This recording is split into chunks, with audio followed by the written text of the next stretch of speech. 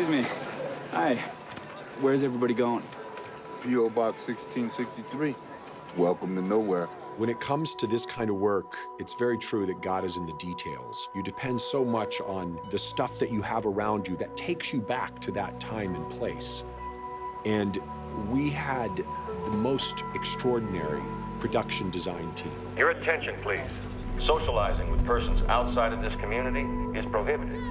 These measures will reinforce the sense of privacy and peace of mind this community enjoys. It adds a layer of authenticity to the whole thing, and it was incredible. It's huge. They built this whole town. Welcome to Manhattan. It was a fully realized world. We created a security gate. You had to go through the security gate every day to go to the set, and you felt that. It became part of everyday life. It just automatically kind of placed you into that world. And I feel so thankful that we got to work on those sets in New Mexico as opposed to some soundstage somewhere.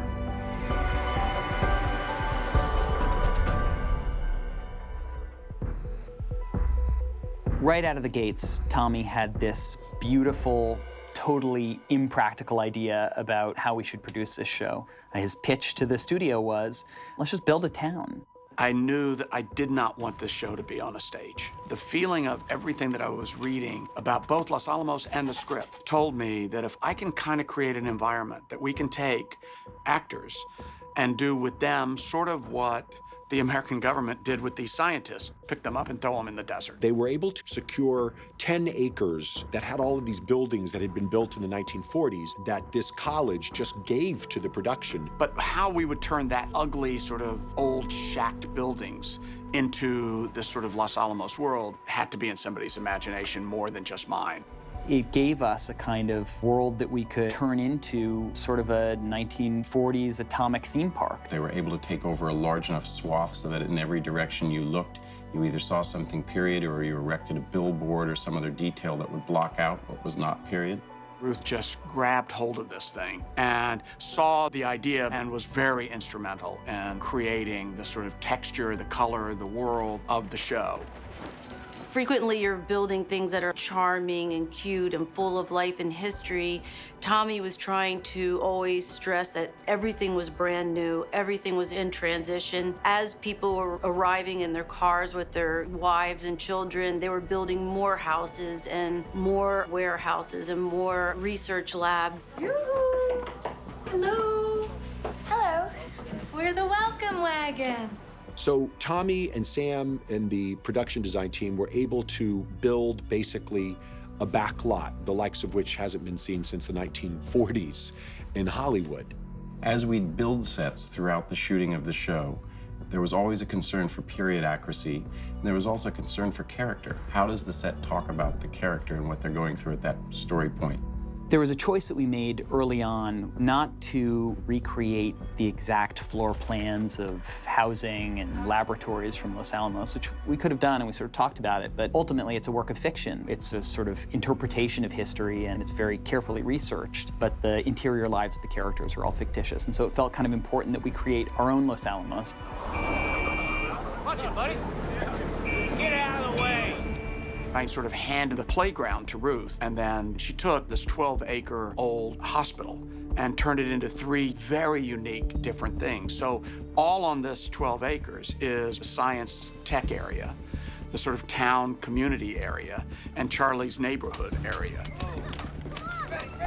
We started working with sight lines. If you were in the Thin Man unit, how you could look over to Implosion unit. Where the military would be. We put the kind of military base between the Thin Man lab and the Implosion lab.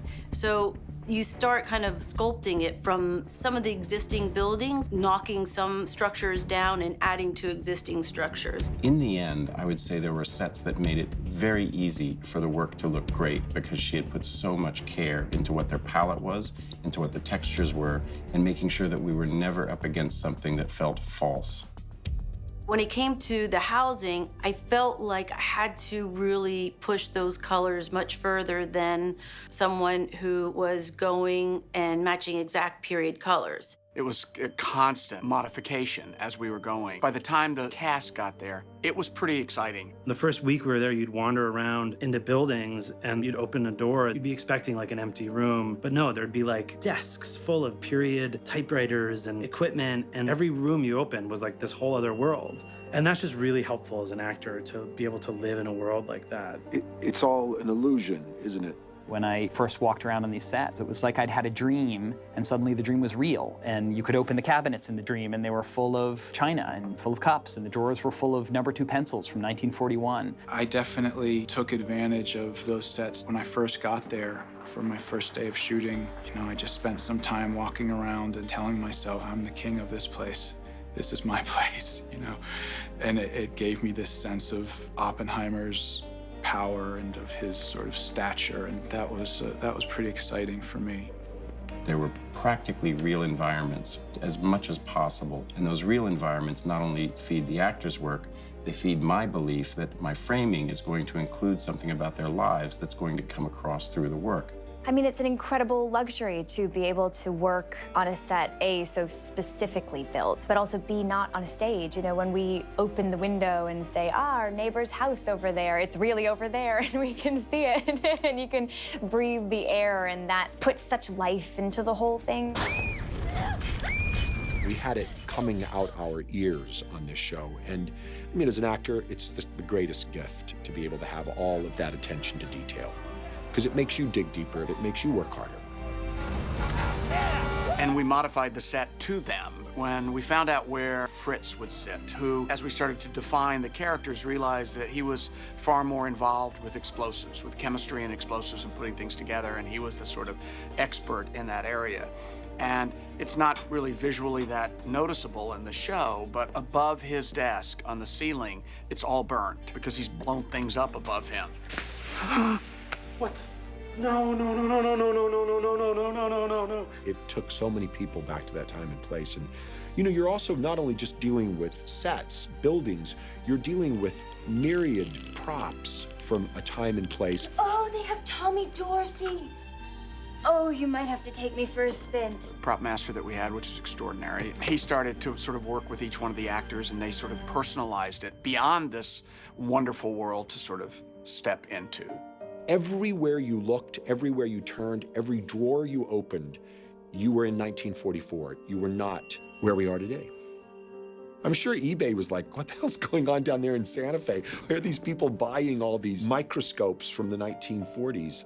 In a way, the filming environment started to mirror the way Los Alamos must have felt to the scientists and families that had to stay there. Harry Lloyd and I were able to give a tour of the set to 3 different women whose fathers had been pretty prominent scientists at wartime Los Alamos, and they were moved to tears when they saw the set. And so that was really cool to get a firsthand account of the place. What happens next?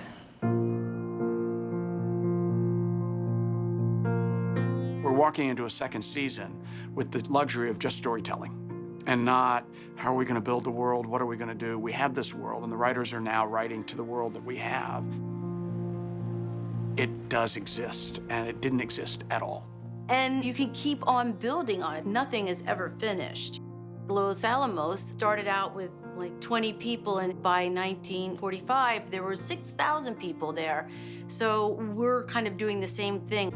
I really felt connected to the story because we were living in the spot and because the surroundings had been so totally transformed as to reflect period, reflect a military presence, reflect the presence of science as a burgeoning and hopeful enterprise. The success of the show visually is the work of many people working together. We got some of the best minds in America here, maybe the world. It's just a totally different experience from any I'd ever had before. It gave the actors and the directors an incredible freedom. I think there was huge flexibility for everyone to be really inventive and be spontaneous, and that was a gift that we had because they were living in Los Alamos while we were shooting the show in a real way. It was a marathon. Every single day was so interesting. When you get to do a show about that level of intelligence and creativity and passion, it's great.